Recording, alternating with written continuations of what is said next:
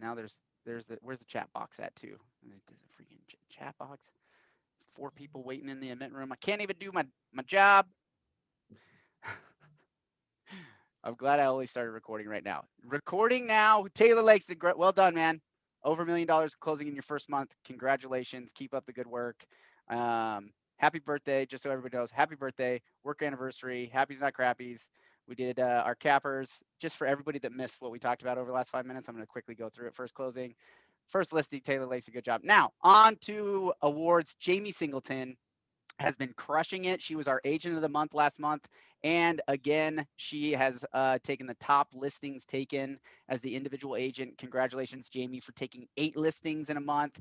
That's so killer in November. Well done, Jamie. You are doing an incredible job. Karen Anderson with 1.5 million in closed volume as our top individual sales agent in November. Good job, Karen. And now we're going on to the top teams. The Hindi Home team with 2 listings. Congratulations, Sarah and Annika Wright.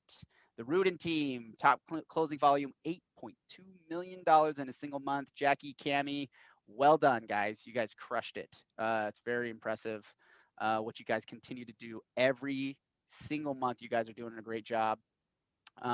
There's a few of us in here that are waiting to join, and I got to be able to let them all in. Oh, Karen is now joining. Nate Schaefer, Dusty Wright, they're all joining in. Karen, I got to back up because Karen just jumped in. Congratulations, top close volume, Karen. 1.5 million closed volume in the month of November, according to our records. So good job, Karen. Glad you were able to jump on. Sarah, the Ruden team, 8.2 million in volume. Good job.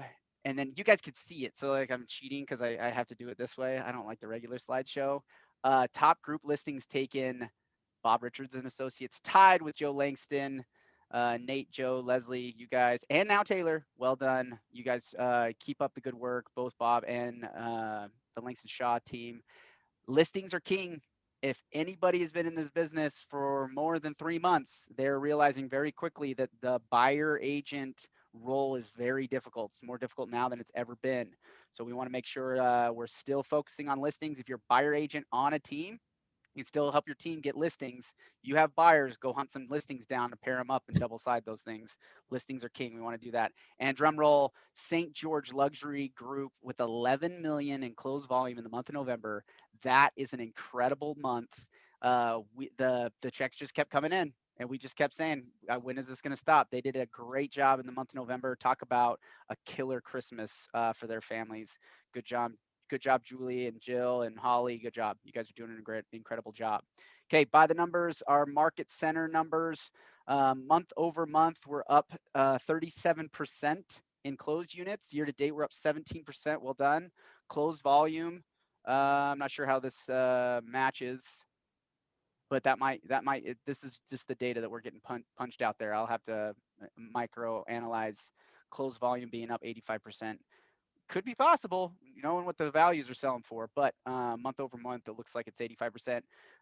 Year to date, our closed volume is actually pretty accurately 40% up, with values appreciating on top of the fact that we have more agents producing more deals. We've now taken over a 12% market share in Washington County. Keller Williams runs 12% market share over the last rolling 12 months. So it's not just saying in the month of November we were 12% market share. That means the average over 12 months is that we've taken 12% of all of the closed volume. That's by a long shot bigger than any other brokerage. All the other brokerages will say they have their own stats around it. We go off of a rolling 12-month average. We could celebrate the single month of having, I think it was in October, we had 18% of the listings in Washington County had a Keller Williams sign in the front of their yard. That is an incredible number. There's not a single brokerage in any city across the country that has 20% market share. There's not one. Right? So for us to be at 12%, we're so close to that 20% mark to be able to put ourselves into a category that does not happen very often as far as brokerages go. And that's all because you guys do such a killer job. And on the listing side, we're hands down the reigning champs in Washington County. Listings taken volume, sold volume, listings taken versus the sold volume, looking at those numbers, comparing those. We're going to dive into the Flex MLS numbers because I think that's a good, accurate snapshot of what's happening in the market. Okay. Family reunion. Okay. Family reunion. Who has not been to family reunion? Raise your hand. Use the little reaction thing that says that hits the hand raiser. Let's turn our, somebody turns their videos on too. Let's get some more videos on. Okay. Family reunion is a very valuable experience back in the day when we used to be able to go to family reunion. Now they've transitioned because of COVID into this digital platform. They did it for Mega Camp, which a few of us did the Mega Camp convention digitally, which I thought was, as far as digital trainings goes, as good as it could possibly be done. They pre-recorded a lot of the material and cut out some of the stuff that wasn't unique, right? Some things that we've heard over and over again, and they kind of curated the content so that they get really valuable, accurate, new information. We can kind of stay at the cutting edge of things by doing it digitally. We're not having to plan for something that ends up being 6 months old. So there's a lot of value to the family reunion being digital because we can be reacting to what's going on in the market right now. Some of the advice and tips that I got from Mega Camp on shifting into a digital platform came from Mega Camp that we've used and market centers have been using all across the country. And now I'm seeing other brokerages picking up on these strategies that they have on doing a digital real estate business that Keller Williams has been talking about since Mega Camp. I highly recommend Family Reunion to everybody. It's mandatory if you've been to KW less than a year. You got to go to Family Reunion. It's the cheapest it'll ever be. We're going to get all the details, the costs, everything. You should have gotten an email already, but register for Family Reunion. We're going to do some giveaways, some prizes gearing up to the February, but put this on your calendar, put it on your radar, because it's going to be a great event for all of us to mastermind around and keep the momentum going into spring, because in February is also what event happens in St. George in February? Parade of Homes. Parade of Homes. And why is it so important the Parade of Homes is in February?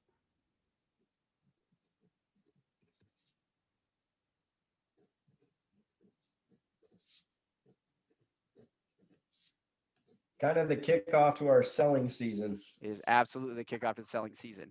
Not because Parade of Homes is the kickoff, but because spring is the kickoff to our selling season, right? And it's a perfect time to get into the inventory. You get to meet a lot of people that come into town. Most of the time, Parade of Homes sells parade homes, right? So are we going to go get clients because of the Parade of Homes? No, but it's a client event that you can go buy tickets for your clients, give them those tickets so that they can go tour the Parade of Homes. You can use it as a lead generation strategy to connect with your clients. You could do a whole week long advertising campaign around why the Parade of Homes happens here in Southern Utah, why it's such a huge event across Utah. There's typically around 100,000 people that come to St. George for the Parade of Homes. Now, because of COVID and because of all these other things, it might be a little bit different this year. But start thinking now how can we make Parade of Homes a digital experience for our clients that are not here, that are in California wanting to move here, or our clients that are local but can't go to those Parade of Homes and tour them, right? How can you as the agent go be a virtual tour guide for these Parade of Homes? Start thinking now how we can use Parade of Homes as a lead generating strategy to kick into that Q2 business that we all want to get into. So Family Reunion, take some tools and tips and tricks from that, apply it to Family Reunion, and go get some killer business in the summertime by driving your consistent actions right there, February, March, and then those months afterward. Okay. Rubber Ducky Day. So every month this year in 2021, we're going to have an event that is honestly because we all need to get together and get back into the swing of being a Keller Williams family. All of 2020 was about us doing this whole Zoom thing that's getting old for everybody, I'm sure. For those of us that are not comfortable going into a group environment, We're going to have some solutions around doing a digital. But for those of us that want to get together and have some fun things going on every single month this year, we're going to have some fun things. They'll be geared around the most ridiculous things that Katie and I can come up with. We sit here, and I promise you, I don't open up my beer fridge when we're coming up with these ideas. I'm just trying to come up with some ideas, some fun things to do every single month that us agents, it's all just about us agents can get together, talk about real estate or talk about whatever. But Rubber Ducky Day is on the 13th. It's a team meeting day. So we're going to have some prizes to give away. We're going to do some fun things with Rubber Ducky Day. And then we'll have something in February and then March and April, May, and blah, blah, blah. Okay. So every single month, we're going to have some fun things. So make sure you come to team meeting on the 13th. Okay. Who's your script champion? Did anybody look? It's funny. Say tune in, and this was a couple days ago. Did anybody watch this? This was so good. Go to KW Connect, so kwconnect.com, and go to the scripts. They did like script offs, and they did it at Mega Camp, and it was by far the biggest, most joined video or room or whatever they called it of the entire Mega Camp. They not only did they have a ton of views live, but the succeeding weeks after, it kept being the top video that was viewed over and over. I think it had over 150,000 views of just the script off conversation, because it just has conversations that are current. They're current scripts, right? They're not the Diana Kokoska's. If you've been at KW, it's not the Diana Kokoska script that we had in Ignite, right? These are current scripts with actual conversations that we would be using to talk to our clients about. So who's your script champion? Go to kwconnect.com. I think I might have the link here. Katie, remind me to see if we can get that posted. If I can't find it, I'll get it posted on the Facebook page. Who does not know about the private Facebook page? Everybody better say. Okay, Ricky, that's fair enough. You shouldn't know. The private Facebook page is where we put as much content and have it there as a history that you guys can go back to. We all know as agents, we get bombarded with information. We get bombarded from emails from KW. We get bombarded from emails from the office and from Dina for commissions. And we get marketing pieces from agents all over the country, right? People are sending us like, hey, don't forget your referral partner in Timbuktu and all those kinds of things. I don't want certain things to get lost in the shuffle. Okay. The only way I can do that is by finding a single source that we can always post to and have this archive of information. So between the private Facebook page, which Ricky will get you invited to if you're not already, but we'll make sure you get in there. You don't have to be on Facebook, right? Like, I don't really get on Facebook. It's just a place that you can go to make sure that anything current is also there. I'm going to send them in emails, my bomb emails, which is anything with a stupid video of me. Those are sent by BombBomb. And if you don't know about BombBomb, it's a great service. You should apply it into your business. But I send it through BombBomb. All that stuff is just stuff I really need you guys to know. If I send it, it's because I need my agents to know about it, so that way something doesn't happen and you're like, why didn't you tell me about this? And it's because my email got skipped or skimmed. I have a bunch of agents that have opted out of our text messages. The text messages are really supposed to be for specific things, right? I need an emergency outlet, right? Let's say there's a fire or something, or there's a natural disaster. Believe it or not, those things happen. I need to be able to have as a family, right? As a Keller Williams family, we need like a phone chain. We need an ability for all of our agents to contact all of our agents and make sure everybody's okay. And so the text message, I'm not going to abuse the text message announcement system. Okay. The text messages I sent out are to specifically talk about team meetings, but then also anything that's really important announcements that I need everybody to know, because I just don't want it to get skipped. Okay. And now if I'm abusing it, please somebody tell me, say this is abuse. Be like, this is abuse. This is information abuse. Don't send me crap like this. Then I'll know, be like, okay, let me figure out. I don't want to abuse anybody. Okay, moving on. Any questions so far? I'm gonna zip through because Zoom sucks. No? Okay. 15 ways to connect with your sphere during the holidays. Who's doing the letters to Santa? Man, there's so few videos on. It's so hard. Okay, 1, 2. Molly's on. Mel, he's saying hi. Letters to Santa. Katie, how many letters do we have? We have 30 letters. We had 30 people drop letters in it. Who can guess who the top agent is? Who can guess? Whoever can guess wins the prize. One of them. My bet's on Julia. Okay. Anybody else? Bob Richards. Okay. Bob Richards. It's actually a tie. Shree's smiling. It's totally Jeremy Larkin. It's not Jeremy Larkin. It's not Bob Richards. It's actually the just tie between the generic Keller Williams page that nobody follows. Okay. We are just posting it, and we have 10 letters with no agent attached. 10 letters from our page. We've done like 10 posts, and that's it. No, not even to a database, not targeting a database. We didn't send an email out. We just posted it on our random Facebook page that we don't even know who follows it, because it's mainly agents who follow it. And I have 10 clients that just came from that. I'm going to let Dave in. Hold on. Is that surprising to anybody? Cherie, you're tied up there. You got 10 too. Well done, girl. She's killing it.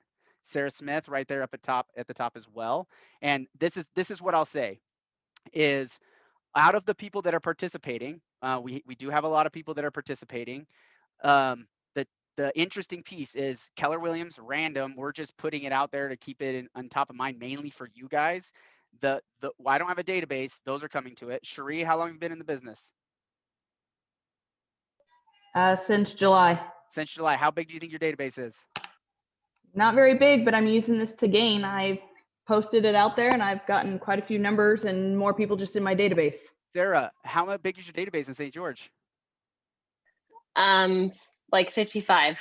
So 55 people, and you're tied with Cherie and our generic Keller Williams site for the most letters participating in this, right? So if we have the majority of the people that are participating, why do you think yours is working, Cherie and Sarah? Why do you think that it's working? I took it a different approach and kind of did my own spin on it and allowed people to text in a number, and they got information that way. And so what's nice about it is I have them all tagged in my CRM as Santa. And so for next year, I'll be able to send out text message through like BombBomb and be like, hey, remember about my letters to Santa, if, and I can do it on my own, or if Keller Williams does it again. Yeah. So I made it easy. Yep. And what we're going to be doing as far as KW goes, we're just collecting the letters that we get and the names and the contact information and things that we get. We're just going to pass it back to you agents, right? We're going to start from scratch every single year and let the agents have the data of who came in and who we mailed it off to and things like that. So for Sarah, she took a different approach. She has a text Santa to 9998775 or whatever, and she gets a text message with all the information, all the instructions, the downloads. So she's made a really streamlined way. Cherie, how are you successful at it? I've been posting on different moms groups and stuff like that because I thought it'd be a fun way for them to incorporate this with their kids. So that's what I did. I did a lot of different like moms groups and just on my personal page, and I just had them send me their name and email on like a private message, and I sent the email out directly to them. It was already a generic email that I made up, and it was just put their email on it and send it out, and then I tagged them on through command too with Santa's letter, so then I know that's how I got their information, and then to redo it for next year too.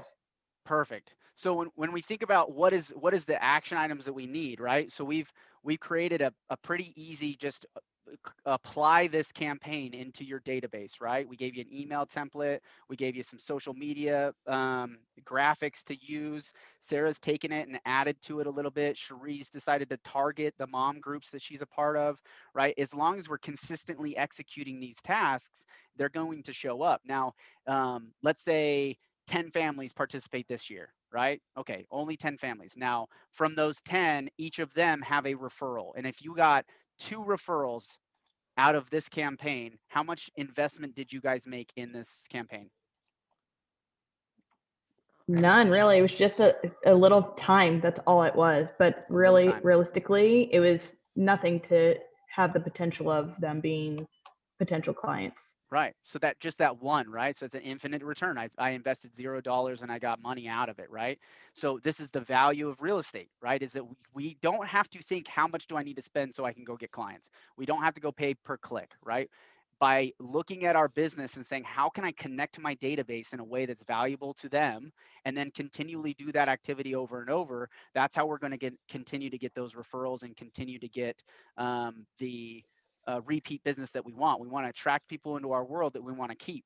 Engaging in a Letters to Santa event for younger families, or even grandparents that have grandkids, they're like, you should do this. I have my cousins up in Reno. They're like, hey, send me that email address. We'd love it for Santa to send a letter back to the kids, right? Those kinds of things. You can connect with people that aren't even in our area, right? We want to facilitate these database ideas. And so the client events that we want to put on are ones that are low cost, but have a high touch impact. Think of how many touches you have. You have the initial touch of reaching out, okay? Because if you were to just make calls or send a text message out to everyone in your database, hey, this is what we're doing this year. Merry Christmas. Let me know if you have any questions. And it's a simple link like what Sarah's done. And maybe it's just a one. You select everyone in your database and you send the one text message to everyone in your database that it gets sent out. That's touch number one. Then you have the engagement back with them, right? They actually come to the office to drop it off. Next year, I'm going to add a couple of boxes across town and say, you don't have to drop it off at this one location. I'm going to see if I can get with Harmon's and maybe Smith's and do a collaboration with the grocery stores so that moms can then do it on their way to the grocery store instead of having to come to the KW office, right? We're going to try to think about this a little bit differently as these events grow and say, hey, if I just had a different drop-off location, how many more people would participate? Right? So you have that touch, right? They go and they put it in there and they tag you and say, oh my gosh, Cherie, thank you so much for, this is such a great idea. My kids are excited. Then not only that, they get another touch because Santa sends them a letter in response, right? They get a letter in response from Santa. And then you get to call them after the new year and say, hey, how are you doing? How was your holiday? Because those are the people that connected with you. You can call them and just say, hey, how was your Christmas? You don't even have to have a real estate conversation. But that's 4 touches over the course of 30 to 60 days that's going to go a long way over the course of the next year, right?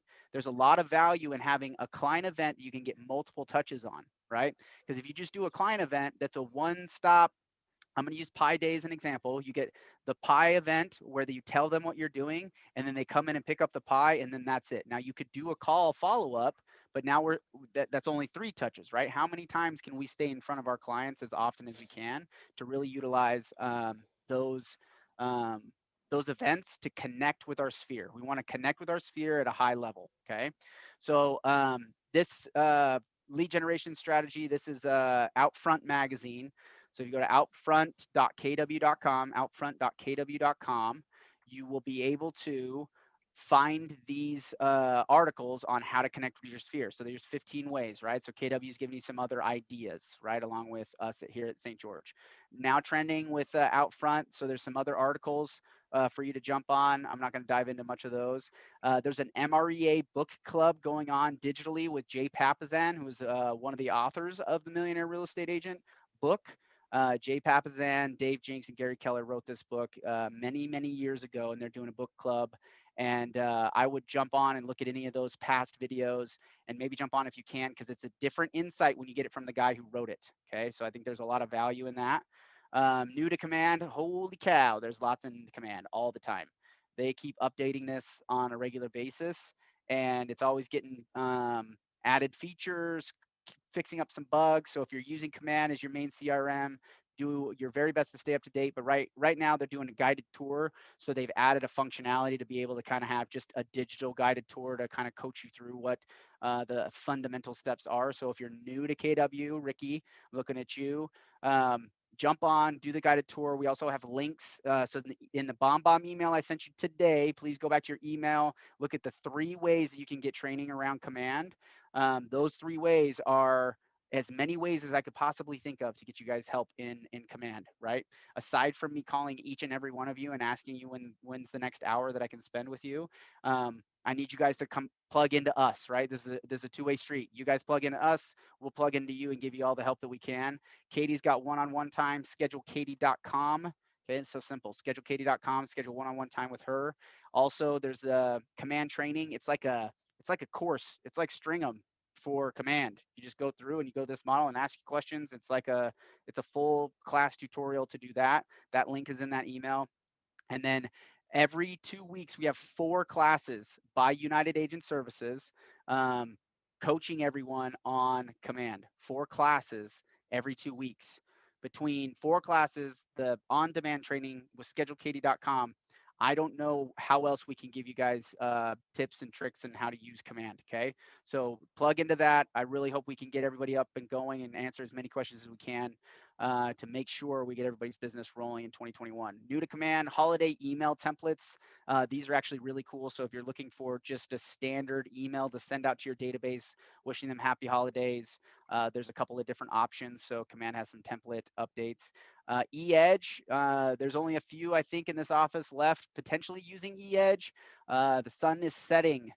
So if you have not transitioned out of E-Edge, the sun's setting on that. If you've signed up with Market Leader to continue your Market Leader CRM, they should have been already notifying you. I'm gonna slide this down because I need to sit down. That was loud grunting. E-Edge transition. So if you have questions about that, just text me directly and we can walk you through that. Okay. If you don't know about E-Edge, you don't need to know about E-Edge. New designs, so a bunch of designs in the command designs module. They have Happy Holidays, Merry Christmas, Happy Kwanzaa, Happy Hanukkah, Happy New Year, and Winter Solstice. You name it, they got a design for you. Am I missing anything? Are they missing anything? What else could they do in here? I think that's all of them, right? Winter Solstice and the obligatory stay safe this holiday season COVID updates. So there you go. That was our slideshow, everybody. Questions so far? It's 12:40. I'm gonna jump into Flex, do over some market stats. What do you guys got? Questions, comments, concerns? Crickets. If you just want someone Not to yet. be talking. No, I don't want anybody just talking just for talking's sake. Well, no, Apparently, I don't have anything say, engaging enough. no, with my Santa thing, I just was going to mention that I actually have 29 people that have opted in. And so like I have 29 phone numbers that I'll be able to reach back with. So they may have not sent their letters in yet, or they didn't get around to it, but I still have their information. And so like for next year, it'll be a greater opportunity to expand on that. Nice. That's great information, right? So just because they didn't necessarily drop off letters, and I think this goes back to when, like my wife, for example, she's like, when am I going to be able to just stop by your office and drop these letters off, right? She's like, how do I fit this into my day, right? So I think that was something that we didn't take into account, right? I'm not a mother. And so I wasn't thinking, okay, is this actually easy for a mom to go in and drop these letters off? And so we could probably rethink that, right? By going to grocery stores and you hit Harmon's and Smith's and you're, 3, maybe we do it at Walmart if they'll let us do it. I don't know, they're pretty corporate, but having a drop box there that they can drop those letters off on, I think would be a cool idea. So there's the engagement part, like what Sarah's saying, and then the people that actually execute the letter. Those are two different things, right? You could probably get somebody that opts in, says they want to do it, but then they just couldn't actually execute it, which is okay, and you just find a different way, right? What else? Thank you, Sarah. Appreciate you engaging with me instead of just always blank screens. Okay. So I do have some stuff to give away, but I couldn't figure out what I should do to give it away. I didn't really think through that. What I'm going to do is I'm going to do a drawing after this for everybody that came in. So there's 34 that have come in. So I have some gift cards and I actually have some socks because I don't think Katie really wants them. I have some socks that I'm going to give away. Some Keller Williams socks.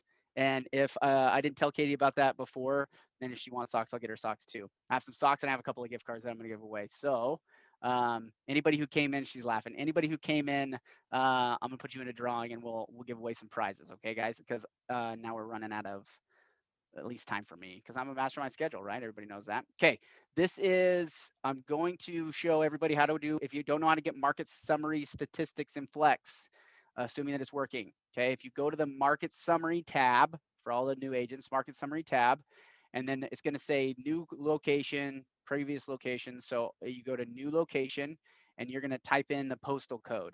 Okay, now you can go in and create your own overlay, which is another training. Flex has a bunch of really great training modules to show you how to do this. So I've gone in and I've created my own overlay, which because this is here, just kidding. They keep changing stuff on this thing. Pine. So they always already have the school boundaries, which is pretty cool. Let's see if I can see previous locations. Okay, yeah. So I've created a polygon that I've just called Washington County Statistics.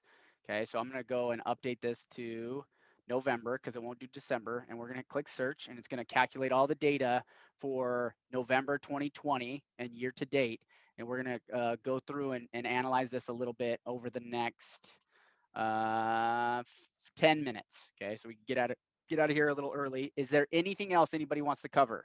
I talked about in my email, I talked about Ignite the week after Christmas. So Ignite, if you're new, if you have not closed 24 transactions in the last 12 months, I highly recommend going into Ignite and applying those things that Brent and I are going to be teaching into that first quarter. So we're going to kick the first quarter off with Ignite the last week in December.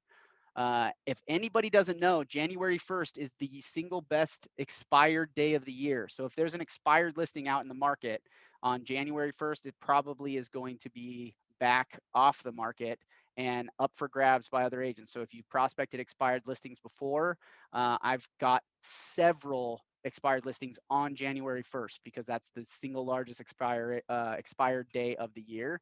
It's a big prospecting day. I would encourage everybody to try to do a bold 100, connect with their database or something else, or through something else to do it. But a bold 100 meaning you have 100 contacts in a single day. On January 1st, I think is the first day. So we're going to run up to January 1st with Ignite, and Brent and I are going to let everybody off the leash and have you guys go get some serious prospecting done into the first of the year. So looking at the market summary, active listings, we went from 1,382 listings in the month of April. And in November, we closed out the month with 476. Who knows how many listings we have on the market right now? It's like 348 or something like that. 348. So it's even lower than that. Okay. So in December, historically, December's lower in active, but this is pretty typical. I mean, the lowest we typically go into is around 1,100. That's over the last 10 years, 1,100 is the low water mark for active listings. Okay. We've said this, we've talked about this for months now, right? As this thing started to crash, I think I've had this conversation every single month since this started to crash, right? Has anybody heard me talking about how inventory is going low and everybody else is talking about it as well? Well, look at this though. If you look at sold listings, look at our sold listings. So January, we had 305, and we have consistently been going up all year long. So 550 sold listings in a single month with the inventory being about the same. That doesn't mean that less homes are getting on the market. There's actually more inventory. And if we scroll down here and we look at year to date sold listings, so because if you have to have a house to sell a house, right? So this is the real inventory is sold listings because there's the buy side and then there's the selling side, right? We are up year to date 14% in sold inventory. So we feel like, oh man, the market is so tough. There's less homes available, but the reality is there's more homes available. They just get on and off the market very quickly, right? Because the buyer inventory, the buyer demand is a tsunami, right? It's consuming the amount of people that want to sell. So we actually are up about 600 homes, 600 more homes have sold this year than last year, which is that's a good increase in sold inventory, right? That's a healthy, we want to see that health, right? We're building more homes, we have people selling homes, and we have buyers coming in. It just makes it challenging when the buyer demand, it's not hard to find a buyer client, it's hard to find a listing. And when you're in competing offers, how many of you had a competing offer in the last couple of months? right? I think everybody. And so when you're in those competing offers, it makes it feel like it's so much more difficult. But the reality is, in 2021, in the next year, being a buyer side only agent is going to be incredibly difficult. Okay. We have to start focusing on our listing conversations. Listings, I'll be teaching a listings class every single month this year. And I'm going to be inviting top listing agents from across the state and interviewing them on how they collect listings. It won't just be me talking. Nobody cares about me. I'll be interviewing other agents and asking them, how are they getting listings? What are the strategies they're using to get listings? And I'll give you a hint. It's probably that they connect with their database on a regular basis. They have consistent database connections, because the relationship that you build with those clients that own a house, they will only sell it as a for sale by owner if they don't see value in their real estate agent that's in their world. Okay. Pending listings, that inventory, I mean, there's some statistics there that we can look at, but it's not as telling as to what's going on. Listing prices, you can see how quickly they're on the rise. If you look at this graph, the perception of value is quickly outpacing the reality of value. If you look at the sold median price versus the active median price, right? Actively, they're asking 530 is the median asking price, yet the sold is 390. That's interesting, right? This, to me, I hate to say it, is a real estate agent. This is the fault of a real estate agent. This is a real estate agent hyping up what the value of homes are. Okay. There is some truth to the values being what the values are, but when you see the sold, what's actually closing on the market versus what people are asking, and there's such a big gap, because look at the historically, there's not normally that big of a gap, right? We're starting to widen this gap because the perception of value is like, well, I could just list my house with anything. It's a total seller's market, right? Well, it's not always the case, right? You could still ask out of the market value, right? We still have to have buyers that see the value of the price that's being asked, right? So as this starts to skew out of the way, we as agents need to understand what real value is in the current market. We can future pace and say, okay, well, it might be worth a little bit more. We can stretch a little bit, but we don't want to go into a conversation saying you can just ask whatever and just roll over on the pricing conversation. Do we allow the listing? Do we allow ourselves to lose the listings though by a client telling us they want more than what we feel like it's worth? Do we allow that to happen right now in this market? That was going to be my question. It's like, if you have someone that's just saying like, I don't care, like I don't have to sell it, but if someone wants to pay this much, I'll sell it, you still take the listing, right? Let's have that discussion. What do you think? I mean, I think that your goal would be to try to give them an accurate perception of their value. But I think at this point in the market that the inventory is low enough that if someone wants to list their house with you, you should take the opportunity. I agree. Who else? Anybody have an opposing viewpoint? Nobody? Nobody wants to participate. I mean, I took my listing over the summer and it was overpriced, and I did one price drop. I didn't feel like it was any skin off my back that I had taken it. Honestly, I know people care about their reputation with doing that. I didn't have a problem with doing it. I did end up canceling it because they didn't end up getting what they wanted after so long, but I felt like it was still worth it. And I did end up getting buyer leads off of it, obviously. Yeah, so there's some buyer leads come out of it. Brent, what do you think? Well, I was just gonna say, I mean, I don't know that I'd have a problem doing it in this market as long as my clients understood that I, think there's obviously going to be an issue with the price. If you brief them on the statistics and actually, the sold data and that sort of thing, if they want to shoot high, but it's definitely going to cause some problems if you tell me you can actually get it. Everybody get that? Sounds like you're drunk, Brent. It's funny. I think it's funny. Katie thinks it's funny. It's because you're cutting out, but that you know what I'm saying. But I think you're exactly right. If you heard what he said, Jamie says I take the listing with an agreement to do a price reduction within the first 10 days of the listing not getting good any activity or feedback. I think that's a great strategy. I always had it built in a 30-day pre-agreed upon price drop. Now I didn't always just automatically do it without re-having the conversation with my client, but on the front end we talked about what a 30-day and a 60-day and maybe a 90-day price reduction would look like, because at the same time, and I keep cutting out on my feed, I'm not surprised because it's the internet and this sucks. Yay. I probably am drunk. No, I'm not drinking, I promise. Um, the pre-approved price reduction, Jamie, I think is a great point, right? Is being able to have that conversation on the front end. We could set these expectations and saying, listen, you can ask really what we want at the moment. It doesn't necessarily mean that that's what um, the market is willing to bear. But at this market, we should not be turning down listings. We need to be giving ourselves the most opportunities to get sales. We still are 100% honest with our clients and let them know we're in a gamble zone if we go out of this sold values, right? If these sold values are saying this price, but we want to try for this, make sure that we anchor them in reality and allow them to make those decisions on their own, right? The interesting parts that I'm really looking at this is the median sale, or the median sale price, and I stopped sharing, but the median sale price is up 12% year over year. The average sales price is up 15% year over year. That's a huge increase. Huge. We are on the verge of creating a value bubble.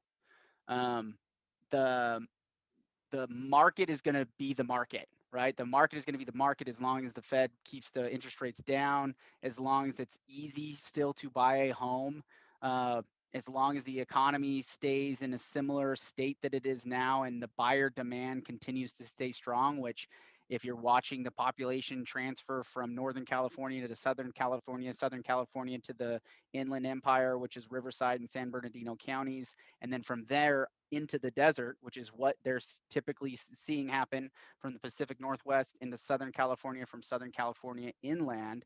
That's a big route that's being taken, right?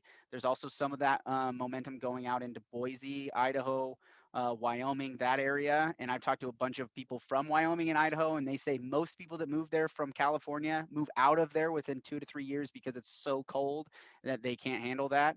So Mel's laughing. It's true, right? And so they think, oh, I want to go live this rural lifestyle, and they go through a couple of winters and they're like, to hell with this. I'm getting out of here. And I then they used to come. live in Cody, Wyoming, and know what those snowstorms are. And yeah, it's cold up there. Jessica Marone, she's from Cody, Wyoming, right? So it is cold up there. So if you're not from there, if that's not something you're ready to deal with, they typically leave. And when they leave, they come back to the desert. They rarely go back to California. So we're going to see some of this is driven by population and migration stuff that's happening, right? We've seen how many, two of the richest men on the planet moved their companies from California to Texas in the last 3 months. Okay. Oracle and Tesla have moved their companies from California to Texas.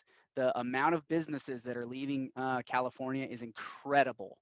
So when we think about those massive companies moving and what is going to happen in the large corporate America, we're talking hundreds of thousands of jobs and how those things get reorganized, and Facebook saying they're not going to have a headquarters in any way, shape, or form, that anybody that works for Facebook can work anywhere they want, and tech companies being the primary leader of industries, they can live and work wherever they want. And why would they not go to a place like St. George? We all know why we live here and love it here, right? Why would they not, somebody else see that and say, hey, I think that's a pretty great place to live?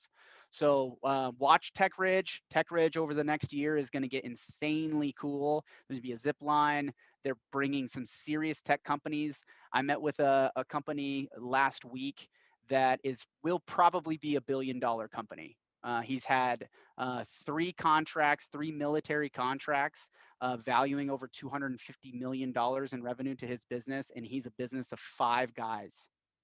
$250 million, and this is a St. George business doing tech and manufacturing for the United States military.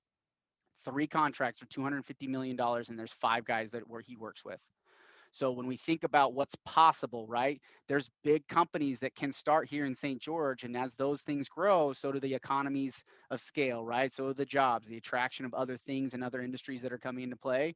Those are big things in the works for St. George, which for us in real estate, the 2 directions are still win directions, right? So the sad direction of people having to sell and move away is a good thing sometimes for real estate agents, a sad thing for the county. But when good things are happening, we have to position ourselves that if we were not born and raised here and our database is not here, that's okay, because there's still plenty of people coming here that don't know anybody here or don't have a whole lot of people they know here, and those are the ones we want to collect. I would much rather have my agents who are here now be taking the database than have other agents move here from out of the area. And I get calls all the time from agents from all across the country saying they want to come in and start a business here, and they've never been here, they don't know anybody here, but they want to start a business here, right? Real estate agents are going to come from out of town, and experienced real estate agents with a lot of key systems and tools. Sarah Smith's one of them, right? Sarah coming from Montana with all the tools and the ability to grow a real estate business. They're going to come from out of the area, and they're going to take a database, somebody's. They might take an existing agent's database, or they might create their own, but those are coming into town, and I'd rather have my agents that are here now be holding that market share as we grow. We want to grow with it, right? Does that make sense to everybody? We got to take advantage of that that population increase. We need to use social media and target social media to the areas of people that we know that are coming, right? You could just take the congressional map of the election and look at every red district in the country and market to those people, right? Especially from Nevada and California. You take a red district in Nevada and California and market to that district. If they're moving out of the state and St. George is an option for them, they should think of you as a real estate agent, right? Use that as your metric, right? There's not a, all you're doing is, using the Republican and Democrat pool, but that's an easy way to target a small area, right? Does that make sense to everybody? But we got to target them before they come here. We can't wait till they come here because they probably already know somebody or already potentially going to stumble upon a builder or something like that. We need to capture these clients before they get to St. George and get them ahead of time. Okay. Neil Moran, he's come from Corona, California. I met him, started talking to him 5 months ago before he decided to come to St. George. If I hadn't connected with him and stayed in touch with him over the last 5 months, he's going to build a new home because he can't find what he wants because there's 300 homes on the market, right? So he's got $500,000 cash that he wants to pay, and he would stumble into a builder, and then it would just be the builder's client, and there's no realtor to help him, right?